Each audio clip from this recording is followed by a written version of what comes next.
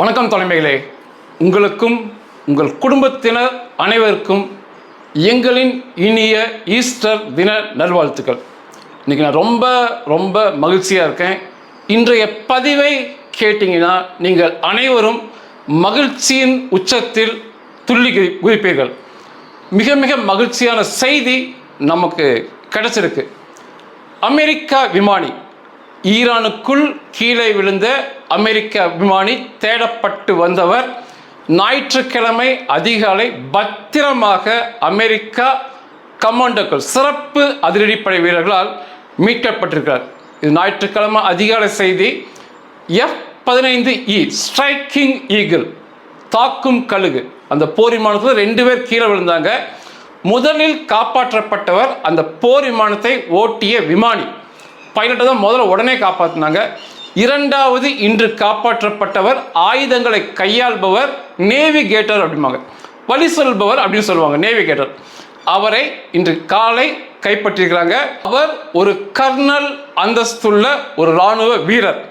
இதுவரை கிடைத்த தகவல் அவருடைய பெயர் மற்றும் சரியான புகைப்படம் தெரியல. ஆனால் அவர் கர்னல் அந்தஸ்துள்ள இராணுவ வீரர், மிகப்பெரிய காயத்தோடு இருந்திருக்கிறார். அவரை காப்பாற்றி அவருக்கான சிகிச்சைகள் போயிட்டு இருக்கு. உயிருக்கு எந்தவித ஆபத்துமே இல்லை.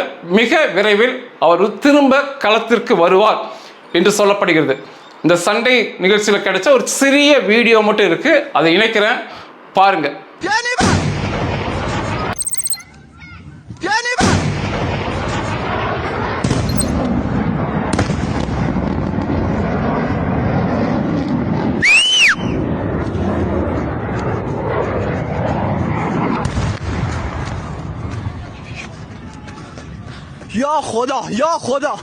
சண்டை நடந்த பகுதி ஈரான்ல சகார் மக்கால் என்னப்படுகிற பக்தாரி ப்ராவின்ஸ். இது ஒரு மலைப்பகுதி. இங்கே தான் அந்த போர் விமானம் கீழே விழுந்தது. இந்த பயங்கரவாதிகளுக்கு ஒன்று புரியல. அந்த போர் விமானம் கீழே விழுந்தாலும் அவர் எங்கே இருக்கிறார் என்று தொடர்ச்சியான சமிக்கைகள் அமெரிக்கா கிடைச்சிக்கிட்டே இருக்கும். இந்த மூடர்கூடனுக்கு அது புரியல. இந்த நேவிகேட்டர் ஒளிந்திருந்தான்னு சொல்லப்படுகிறது. கீழே விழுந்து தட்டு மாதிரி காயத்தில் இருந்தவர் ஒரு மலைப்பகுதியில் ஒளிந்திருந்திருக்கிறாரு. அவரை தேடி எண்ணற்ற பயங்கரவாதிகள், இந்த ஈரான் பயங்கரவாதிகள், பாஜிஸ் துணை ராணுவம் அந்த பகுதியில் தேடுதல் வேட்டையில் இருந்திருக்காங்க. எங்கே சரியாக இருக்கான்னு சொல்லி அமெரிக்க இராணுவத்திற்கு தகவல் தெரிஞ்சிருக்கு. அதனால் அவர் இருந்த பகுதிக்கு அவனுக்கு வராமல் பாதுகாக்க அந்த பகுதியை சுற்றிலும் வான்வெளி தாக்குதலை அமெரிக்கா நடத்தியிருக்கிறாங்க. தீக்கங்குகளை தெறிக்க விட்டுருக்கிறாங்க அங்கே விட்டு, ஏன்னா பயப்படுறதுனால தீக்கங்குகளை தெறிக்க விட்டுருக்கிறாங்க. 200க்கு மேற்பட்ட கமாண்டோக்கள், குறிப்பாக பாரா ரெஸ்கியூ ஜம்பர்ஸ் அப்படிம்பாங்க, ஒரு எதிரி நாடு அவங்க படை வீரர்கள் மாட்டிக்கிட்டாங்க, அப்போது அந்த இடத்துல குதிச்சு காப்பாற்றணும். பாரா ரெஸ்கியூ ஜம்பர்ஸ் இவங்களுடைய மோட்டோ என்ன? அதர்ஸ் மே லைவ், அதாவது நாங்கள் இறந்தாலும் சரி பிறர் காப்பாற்றப்பட வேண்டும் என்ற மோட்டோவில் இருப்பவங்க தான் இந்த பாரா ரெஸ்கியூ ஜம்பர்ஸ். இவங்களுக்கு உதவியாக 200க்கு மேற்பட்ட கமாண்டோக்கள் அந்த பகுதியில் தரையிறக்கப்பட்டிருக்கிறாங்க. இவர்களுக்கு உதவியாக 20க்கு மேற்பட்ட போர் விமானங்கள், சண்டையிடும் ஹெலிகாப்டர்கள் இதில் அந்த இடத்துல இறங்கி வேலை செஞ்சுருக்கிறாங்க. செயற்கைக்கோளின் உதவியை நாடி இருக்கிறாங்க. சைபர் டீம் மற்றும் ஹேக்கர்ஸ் அவங்கெல்லாம் இதில் வேலை செஞ்சுருக்காங்க. அதுக்கு மேலே அமெரிக்கா உளவுத்துறை, இஸ்ரேல் உளவுத்துறை மொசாத் இதில் இணைஞ்சு வேலை செஞ்சுருக்காங்க. இவ்வளோ பெரிய ஒரு விமானியை காப்பாற்ற இவ்வளோ பெரிய ஆப்ரேஷன் நடந்திருக்கு. இது மிகப்பெரிய சினிமாவாக வருகின்ற காலத்தில் வரும். அமெரிக்கா நடத்திய மீட்பு நடவடிக்கையில் முதன்மையாக பார்க்கப்படுகிறது. அந்த ஈரான் காட்டு மிராண்டிகளுக்கு தெரியல. அவங்க என்ன நினைச்சிட்டாங்க, ஒரு விமானி கீழே விழுந்தாருன்னா அவ்வளோதான், நம்ம போய் கைப்பற்றலாம்னு நினைக்கிறாங்க. அவர் இருக்கும் இடம் சமிக்கைகள் வந்துகிட்டே இருக்கும். அவர் எங்கே இருக்காருன்னு துல்லியமாக அமெரிக்க இராணுவத்திற்கு தெரியும். இந்த சண்டையில் அவர் அந்த நேவிகேட்டர் காயத்துடன் காப்பாற்றப்பட்டார். அவரை மீட்க போன 200க்கு மேற்பட்ட கமாண்டோக்களில் ஒருவருக்கு கூட ஒரு சின்ன சிராய்ப்பு காயம் கூட ஏற்படல. இந்த மீட்பு பணியில் ஈடுபட்ட 20க்கு மேற்பட்ட போர் விமானங்கள், ஹெலிகாப்டர்கள் பத்திரமா தளத்துக்கு வந்துருச்சு. ஆனால் அந்த சண்டை நடந்த இடத்துல 50க்கு மேற்பட்ட இந்த பாஜிஸ் காட்டு மிராண்டிகள், ஈரான் பேடி இராணுவ காட்டு மிராண்டிகள் மற்றும் உள்ளூர் அந்த மலைப்பகுதி பயங்கரவாதிகள், அந்த பிணங்கள் அங்கே அநேகம் 50க்கு மேற்பட்ட பிணங்கள் இருப்பதை வீடியோவில் பார்க்க முடிகிறது. மேலே யாருமே அந்த பகுதியில் நெருங்க விடாமல் தாக்குதல அங்கங்கே பிணங்கள் சிதறி கிடக்கிறது. மொத்தமான பலி எண்ணிக்கை நிச்சயமாக நமக்கு தெரிய வராது, ஏன்னா அவனுக்கு சொல்ல மாட்டாங்க. நான் பார்த்த வீடியோ படி 50க்கு மேற்பட்ட பிணங்களை நான் பார்த்தேன். ஒருவனை செத்து கிடக்கிறான், அவன் செல்ஃபோன் அடிக்குது, எடுத்து பேசவன் சொல்கிறான் இவர் வீர மரணம் அடைஞ்சிட்டார் அப்படின்னு அவங்க எடுத்து பேசவன் சொல்கிறான். எண்ணற்ற பிணங்களை பார்க்க முடியுது. இது ஒரு மிகப்பெரிய வெட்கக்கேடான அவமானமாக ஈரானுக்கு பார்க்கப்படுகிறது. ஈரானை பின்பற்றும், ஈரானுக்காக ஃபயர் விடும் இந்த பயங்கரவாத பதறலுக்கு பார்க்கப்படுது. இத்தனை நாள் இவனுக்கு என்ன சொன்னாங்க அப்படின்னா, தரைக்கு மட்டும் வந்துட்டேன்னா ஒருத்தன் திரும்பி போக முடியாது. இதே மாதிரி நாய் மாதிரி தான் ஈரான் தளபதி முழுக்க குறைச்சானுங்க. அந்த ஈரான் செய்தி தொடர்புலாம் அப்படி தான் சொல்லுவான், தரைக்கு வந்தீங்கன்னா ஒரே ஒருத்தன் திரும்பி போக முடியாது. ஈரான் அவ்வளோ பெரிய இராணுவம் பண்ணுங்க. 6 லட்சம் இராணுவம், ஈரான் இராணுவம் அங்கே இருந்திருக்கிறானுங்க. அந்த நாட்டில் 50 லட்சம் துணை இராணுவம் அந்த நாட்டில் இருக்கிறானுங்க. அவனுக்கு துணையாக எண்ணற்ற பயங்கரவாதிகள், ஈராக்கிலிருந்து பயங்கரவாதிகள் உள்ளே வந்திருக்கானுங்க, ஆப்கானிஸ்தான்லேருந்து பயங்கரவாதிகள் உள்ளே போயிருக்கானுங்க. இவனுங்களாம் எதுக்கு போயிருக்காங்கன்னா, தரைவழி இராணுவம் சண்டை போறதுக்காக போயிருக்கானுங்க. இத்தனை பேர் இருந்தும் ஈரான் மண்ணுக்குள்ள அவங்க இத்தனை இராணுவ வீரர்களுக்கு இடையே இறங்கி ஒரே ஒரு இராணுவ வீரரை கூட அமெரிக்கா இழக்காம அவங்க இராணுவ வீரரை மீட்டு கொண்டு போனது இவனுக்கு விழுந்த மிகப்பெரிய அடியாக பார்க்கப்படுது. மிகப்பெரிய கேவலம், அவனுக்கும் கேவலம், அவனுக்காக ஃபயர் ஒரு அனைவருக்கும் கேவலம். நான் ஏற்கனவே சொல்லியிருக்கேன், இந்த சண்டையில் இவர்கள் ஜெயிக்கவே முடியாது. அடித்து சொல்லுவேன், சும்மா வெட்டியாக இப்படி நாய் மாதிரி குறைப்பதற்கு பதிலாக இவ்வளோ பெரிய வெட்கக்கேடுக்கலாம். இவனுக்கெல்லாம் என்ன பண்ணணும், இந்த ஈரான் இராணுவம்லாம் பெண்கள் அணியும் ஆடை அணிவது தான் அவனுக்கு சிறந்த பொருத்தமான உடையாக இருக்கும். பெண்கள் உடை கூட அவனுக்கு பொருத்தமாக இருக்காது. பெண்களை வீரம் நிறைந்தவர்கள். இவனுங்களாம் ஆடை இல்லாமல் நிர்வாணமாக திரிவது தான் இவனுக்கு விழுந்த அந்த அடிக்கு மிகச்சரியான உடையாக மாறும். அமெரிக்காவில் அதிக கைது நடவடிக்கை போயிருக்கு. ஹாசன் சுலைமானி மக ஈரானில் மிகப்பெரிய தலைவனாக இருந்தவன். அவனை கொன்னது மிகப்பெரிய விஷயமா பார்க்கப்படும். ட்ரம்ப் முதல்ல ஆட்சி இருந்தப்ப அவனை கொன்னாரு, அது பெரிய சாதனையாக பேசுவாங்க. அந்த ஹாசன் சுலைமானியுடைய மருமகள் ஹமிதா சுலைமானி அப்சர், அந்த பெண்ணோட பெயர். அந்த பெண்ணுடைய மகள், அவங்க 2 பேர்த்தையுமே அமெரிக்கா கைது செய்திருக்கு. அதுபோக அலி லர்ஜானி, சமீபத்தில் இஸ்ரேல் விமானப்படையால் கொல்லப்பட்ட நம்பர் 1 ஈரானில் அலி லர்ஜானியுடைய மகள் பாத்திமா அர்திசா லர்ஜானி, இந்த பெண்மணியும் அமெரிக்கா கைது பண்ணி இவர்களோடு இருக்கும் முக்கியமானவர்களையும் கைது பண்ணி அமெரிக்கா விட்டு நாடு கடத்துவது மற்றும் அவங்களுடைய கிரீன் கார்டை நீக்கம் செய்வது, இதை போன்ற வேலையில் ஈடுபட்டிருக்காங்க. ஏன் இந்த பெண்களை, அவனுக்கும் இவங்களுக்கும் எந்தவித சம்மந்தமே இல்லை, பயங்கரவாதிகள் கொன்னாச்சு, ஏன் அந்த குடும்பத்து நபர்களை கைது செய்கிறாங்கன்னா, அவங்களுடைய இன்ஸ்டாகிராம் அக்கௌண்ட்டில் அமெரிக்காவுக்கு எதிராகவும் ஈரான் அந்த இராணுவத்திற்கு ஆதரவாகவும் கருத்துக்களை பதிவு செய்து அமெரிக்க இராணுவ வீரர்கள் கொல்லப்பட்டதை மிகப்பெரிய மகிழ்ச்சியாக கொண்டாடி இருக்கிறாங்க. அதுக்கப்புறம் பயந்து அந்த இன்ஸ்டாகிராம் அக்கௌண்ட் எல்லாமே மொத்தமாக அழிச்சிருக்காங்க. இவங்க எல்லாமே, இந்த பெண்கள் எல்லாமே என்னதான் அழிச்சாலும் அந்த கணக்குகளை அமெரிக்கா நினச்சா திரும்ப வாங்க முடியும், உள்ள என்ன இருக்குன்னு பார்க்க முடியும். இத்தனைக்கும் ஒரு மிகப்பெரிய லக்ஸரி லைஃப், ஒரு வசதியான வாழ்க்கையை அமெரிக்காவில் வாழ்ந்துக்கிட்டு அமெரிக்காவுக்கு எதிராக அந்த இராணுவ வீரர்கள் கொல்லப்படுவதற்கு மகிழ்ச்சியை தெரிவித்தாங்கன்னா, இதெல்லாம் இவங்களெல்லாம் நிச்சயமாக ஏற்றுக்கொள்ளவே முடியாது. உண்மையாகவே இவர்கள் எல்லாமே நிச்சயமாக திருத்த முடியாது என்று தெரியுது.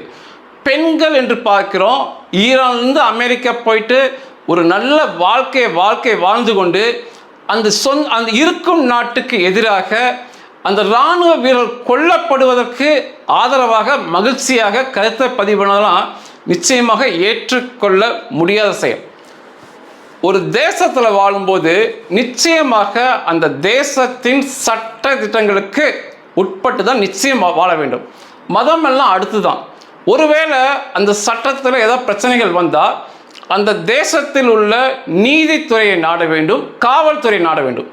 அதை விட்டுக்கிட்டு இந்த மாதிரி பிடிக்கலன்ட்டா அந்த தேசத்து மக்களை கொல்வது, அங்கே போய் ராக்கெட்டுகளை விடுவது, புனித போர் செய்வேன் என்று சொல்வது, பெண்களை முதியவர்களை கத்தியை தூக்கிக் கொள்வதெல்லாம் அதெல்லாம் இனியுமே ஏற்றுக்கொள்ள முடியாத செயல். மிகப்பெரிய தண்டனைகள் அது கிடைக்கும்.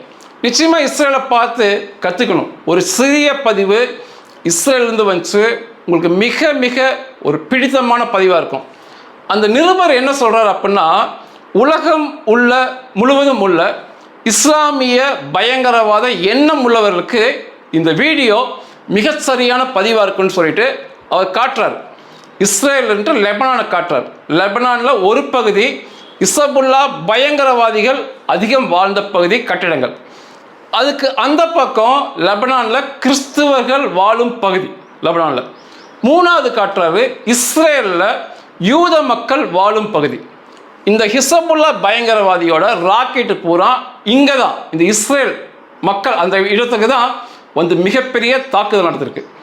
இன்னைக்கு அவர் என்ன சொல்கிறார் அப்படின்னா, அவர் வீடியோவில் என்ன காட்டுறாரு அப்படின்னா, தாக்குதலுக்கு உள்ளான இஸ்ரேல் பகுதி செழிப்பாக நிம்மதியாக இருக்கு. அங்கே லெபனான் இருந்துக்கிட்டு எந்த பிரச்சனையும் கொடுக்காத அந்த கிறிஸ்துவ அரபியர்கள் வாழ்ந்த பகுதி நல்லா பிரச்சனை இல்லாமல் இருக்கு. ஆனால் இந்த ஹிசபுல்லா பயங்கரவாதிகள் வாழ்ந்த பகுதி மண்மேடு ஆக்கப்பட்டிருக்கு. அங்கிருந்த கட்டிடங்கள் தரை மட்டம் ஆக்கப்பட்டிருக்கு.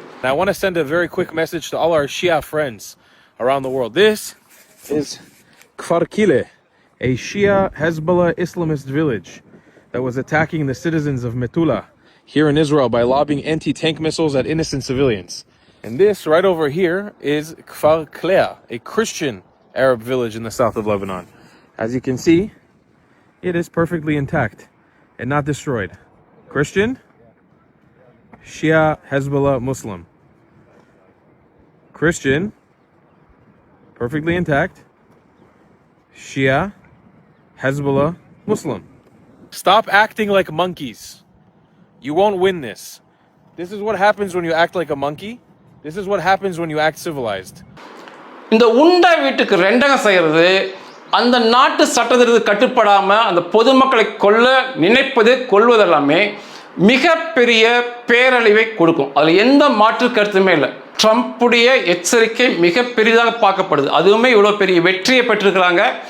10 நாள் அவகாசம் கொடுத்தேன், நீ பேச்சுவார்த்தைக்கு வான்னு சொல்லி வரல, அல்லது அந்த ஹொர்மோஸ் ஜலசந்தியை திறந்து விடுன்னு சொன்னேன், அதுவும் செய்யலை. அந்த நேரம் நெருங்குவதற்கு 48 மணி நேரத்துக்கு முன்பாகவே நரகத்தை காட்டி விடுவேன்னு சொல்லி மிரட்டியிருக்காரு நேற்று. Remember when I gave Iran 10 days to make a deal or open up the Hormuz Strait? Time is running out, 48 hours before all hell will rain down on them. Glory be to God. President Donald J. Trump. Trump அவர் சொன்ன மிரட்டல்கள் எல்லாமே செய்து வருகிறார். அன்னைக்கு செய்யாட்டியுமே அடுத்த நாட்களில் நிச்சயமாக செய்து வருகிறார். நிச்சயமாக நரகத்தை காட்டி விடுவார். அதனால் சரண்டர் ஆவது, அந்த ஹொர்மோஸ் ஜலசந்தி திறப்பது மட்டுமே அந்த ஈரான் பயங்கரவாத நாடுக்கு மிக நல்லது. இஸ்ரேல் ஈரானுக்குள் நரகத்தை காட்டி கொண்டிருக்காங்க. அங்கே உள்ள மிகப்பெரிய பெட்ரோ கெமிக்கல் ஃபேக்ட்ரி, அதில் தயாரிப்பது அந்த ஈரான் ஏவுகணைக்காக பயன்பட்டது. அது ஒரு இராணுவ சம்பந்தப்பட்ட தொழிற்சாலை. மிகப்பெரிய தாக்குதலுக்கு உள்ளாகி அங்கே நடந்த உற்பத்தி நிறுத்தப்பட்டிருக்கு. பில்லியன் அளவுள்ள அமெரிக்க டாலர் பொருளாதார சேதம் அந்த ஒரு தாக்குதல் ஏற்பட்டிருக்கு.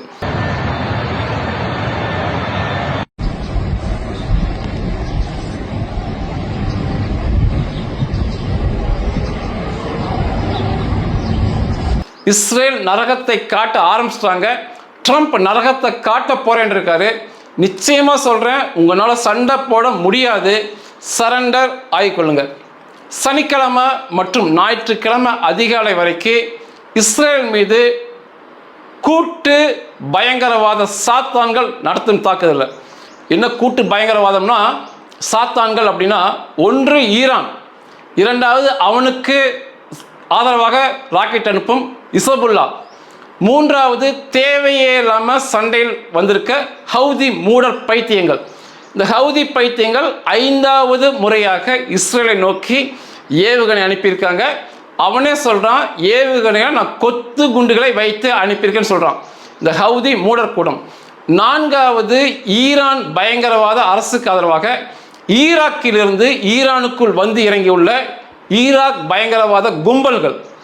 5வது ஆப்கானிஸ்தானிலிருந்து, ஆப்கானிஸ்தான் தாலிபான் இராணுவம் அல்ல, ஆப்கானிஸ்தானில் செயல்படும் பயங்கரவாத அமைப்பு ஈரானுக்கு ஆதரவாக ஈரானுக்குள்ள வந்திருக்காங்க. இவங்களும் எதுக்கு வந்திருக்காங்கன்னா, தரைப்படை வந்தால் நாங்கள் சண்டை போடுவோம்னு வந்திருக்காங்க. ஆக மொத்தம் ஒரு கூட்டு சாத்தான்கள் நடத்திய தாக்குதலில் சனி ஞாயிறு கால வரைக்கும் அமெரிக்க இராணுவ வீரர்கள் தரப்பில் யாரும் கொல்லப்படல, இஸ்ரேல் மக்கள் தரப்பில் யாரும் கொல்லப்படல.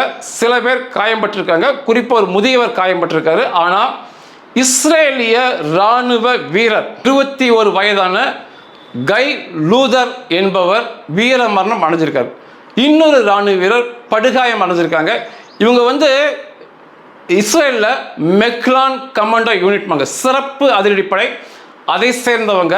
சனிக்கிழமை அதிகாலை ஒரு இசபுல்லா பயங்கரவாதிகளை கைது செய்யும் நடவடிக்கை போனப்ப ஃப்ரெண்ட்லி ஃபயர் அப்படிம்பாங்க, அவர்களுக்குள் நடந்த துப்பாக்கி சூடுல அவர் கொல்லப்பட்டார். அதாவது ஒருத்தன் தப்பிச்சு ஓடுறவனை சுடும்போது தவறுதலாக இந்த கை லோதர் மீது குண்டுபட்டிருக்கு, இன்னொரு இராணுவ வீரர் மீது குண்டுபட்டிருக்கு. அவர் இன்னொரு இராணுவ வீரர் காயத்தோடு படுகாயத்தோடு சிகிச்சை பெற்று வருகிறார். இந்த ஒரு இழப்பு ஏற்பட்டிருக்கு. அதுவும் ஒரு அவர்களுக்குள்ளேயே தெரியாமல் நடந்த சண்டையில் நடந்திருக்கு. பிரெஞ்சு அதிபர் கோமாளி மெக்ரான் தேவையே இல்லாமல் 39 கவச வாகனங்களை, பிரெஞ்சு கவச வாகனங்களை லெபனான் இராணுவத்திற்கு கொடுத்துருக்காங்க. இதெல்லாம் தேவையே இல்லாத விஷயம். அதாவது ஒரு புனித போர்னு சொல்லலாம். நல்ல சண்டை நடந்துகிட்டு இருக்கு, தேவையே இல்லாமல் அவனுக்கு தான் பிரச்சனை பண்ணுறானுங்க. இந்த ஹொர்மோஸ் ஜலசந்தியை மூணுதெல்லாம் மிகப்பெரிய தப்பு. அப்படி இருக்கும்போது இந்த லெபனான் அரசுக்கு இவன் கவச வாகனம் கொடுக்கறதெல்லாம் இந்த சமயத்தில் கொடுப்பது தேவையற்ற விஷயம். அநேக ஐரோப்பிய நாடுகள் இது சண்டையில் கலந்து காட்டியும் பரவாயில்ல, தேவையே இல்லாமல் இந்த பயங்கரவாதிகளுக்கு ஆதரவு கொடுக்காதீங்க. கடைசியாக ஒரு மகிழ்ச்சியான ஒரு வீடியோ பதிவோடு இந்த நிகழ்ச்சியை முடிச்சுக்கிறேன். இஸ்ரேலிய பெண் காவல்துறை சிங்கம், அந்த பெண் பேசுகிற வீடியோ பாருங்கள். இது எங்கே நடந்ததுன்னா, இஸ்ரேலுக்குள் உள்ள ஒரு அரபியனை அவன் பயங்கரவாதம் செய்தான் என்ற சந்தேகத்தின் பேரில் கைது செய்து சிறைக்கு கொண்டு வரும்போது நடந்த சண்டை இது. அவனை சுற்றி இருக்கிறவங்க பூராமே இஸ்ரேலுக்குள் இருக்கும் அரபிய காட்டு மிராண்டிகள். 95% இல்லை 98% இஸ்ரேலுக்கு கொஞ்சமும் விசுவாசம் இல்லாமல் எப்படா இந்த இஸ்ரேல் மிகப்பெரிய சேதத்துக்கு உள்ளாகும், நம்ம உள்ள புந்து சூறையாடலான்னு காத்திருப்பானுங்க. இவனுங்க 98% அப்படிதான் இருப்பானுங்க. நான் அங்கே தான் இருந்திருக்கேன். இவனோட நல்ல பழக்கம் இருக்குது. இவங்களை கைது செய்து வரும்போது அந்த பெண்ணோடு இவன் சண்டையிடுவது இந்த வீடியோவில் பதிவாயிருக்கும். சுற்றி இருக்கணும் பூராமே அவனோட சொந்தக்காரனுங்க, எல்லாமே அரபுக்கு தான். கத்துவானுங்க. அது கத்தும்போது அவனுக்கு என்ன சொல்கிறானுங்க அப்படின்னா, நீ என்ன எங்கள் கண்ணை பார்க்கிறான்னு கேட்குறானுங்க. அதாவது அவனோட நினைப்பு எப்படி இருக்குன்னா, ஒரு பெண் கண்ணை ஆணோட கண்ணை பார்க்க கூடாதுங்கிற அளவுக்கு பிற்போக்குத்தனமான காட்டு மிராண்டிகள். அது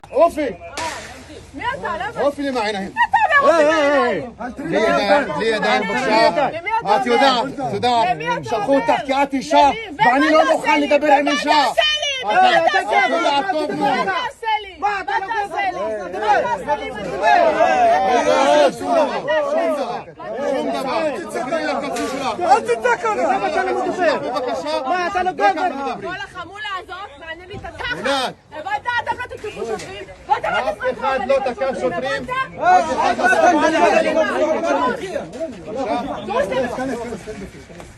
அதுக்கப்புறம் அவங்க 5 பேர்த்த கைது பண்ணி உள்ள கொண்டு போய் குத்துன்னு குத்திருக்காங்க. உள்ள போய் கடுமையான தாக்குதல் 5 பேர்த்துக்கு இந்த கத்துனவன் தலைமையாக இருந்தவனுக்கு நடந்திருக்கு.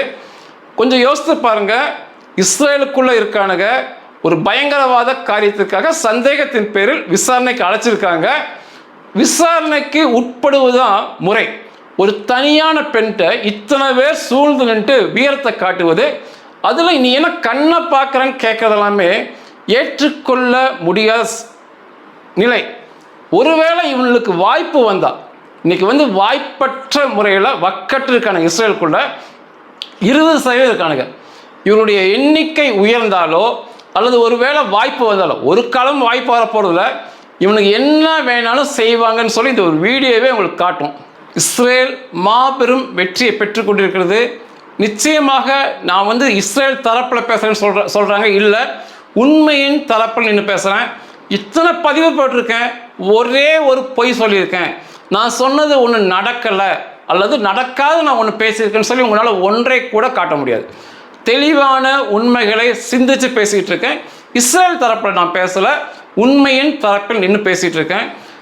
இஸ்ரேல் மாபெரும் வெற்றி அமெரிக்கா பெற்றாலுமே நிச்சயமாக உங்களுடைய நல்ல எண்ணங்கள், உங்களின் வேண்டுதல்கள், பிரார்த்தனைகள், உதவிகள் நிச்சயமாக இஸ்ரேலுக்கும் அமெரிக்காவிற்கும் நிச்சயமான தேவை. ஏன்னா சாத்தான்களின் கூட்டணிகளோடு ஆக்சஸ் ஆஃப் ஈவல் அப்படிம்பாங்க, சாத்தானின் கூட்டணிகளோடு எதிர்த்து போரிட்டு கொண்டிருக்காங்க. நிச்சயமாக உங்களை பிரார்த்தனைகளை இஸ்ரேலையும் அமெரிக்காவும் நினச்சி கொள்ளுங்க. 2 கமெண்ட்டோட முடிச்சுக்கிறேன். ஒரு கமெண்ட் என்னை படித்தப்ப எனக்கு ரொம்ப மனசு தொட்டுது. ஜெஸ்ஸி அருணோதயம் என்பவங்க பதிவு பண்ணியிருக்கிறாங்க, எத்தனை பேர் தான் இஸ்ரேல் கூட சண்டைக்கு போவாங்க, ஆண்டவர் தான் காப்பாற்றணும் அப்படின்றாங்க. உண்மை, நிச்சயமான உண்மை. இவனுக்கு ஒரு கும்பலாக சேர்த்துக்கிட்டு அந்த பெண்கிட்ட, இஸ்ரேல் காவல்துறை பெண்கிட்ட அவனை குதிக்கிறத வச்சே நீங்கள் புரிஞ்சுக்கலாம். இவனுக்கு ஒரு கும்பலாக இருந்துக்கிட்டு இந்த சின்ன தேசமான அன்பான மக்கள், நான் பழகினதில் இஸ்ரேல் மக்கள் மிக மிக அன்பான மக்கள், அவங்ககிட்ட போய் தேவையே இல்லாமல் இப்படி பிரச்சனை பண்ணுவது, முற்றாக அழிக்க நினைப்பது நிச்சயம் ஏற்றுக்கொள்ள முடியாது. ஆனால் நிச்சயமாக கவலைப்படாதீங்க. இன்னும் அந்த பதிவை, அந்த கமெண்ட் போட்ட ஜெஸ்ஸி அருணோதயம் மற்றும் நீங்கள் இஸ்ரேலுக்காக வேண்டுதல் செய்கிற நல்லெண்ணத்தோடு மக்களுக்காக ஒரு கமெண்ட் படிக்கிறேன். நாகராஜன் என்பவர் பதிவு பண்ணியிருக்கிறாரு, இஸ்ரேல் இராணுவத்தில் பணியாற்ற இந்திய இந்துக்கள் பணியாற்ற தயாராக இருக்கிறோம். உங்களுக்கு புரிஞ்சிருக்குன்னு நினைக்கிறேன். இஸ்ரேல் தனித்து விடப்படாது. இஸ்ரேல் சண்டையை அவங்க போட்டுக்கவங்க நிச்சயமாக மிகப்பெரிய வெற்றியை பெறுவாங்க. அப்படியே இருந்தாலும் இந்த பயங்கரவாதிகள், இந்த நவீன காலத்து ஜோம்பியாக்கள் ஒன்று சேர்ந்து இஸ்ரேல்கிட்ட போனாலும் இஸ்ரேல் தனித்து விடப்படாது. அமெரிக்கா, இந்தியா நிச்சயமாக உதவி போவாங்க. இந்த கமெண்ட் உங்களுக்கு பிடிச்சிருக்குன்னு நினைக்கிறேன். நாகராஜன் அவளுக்கு நன்றிகள்.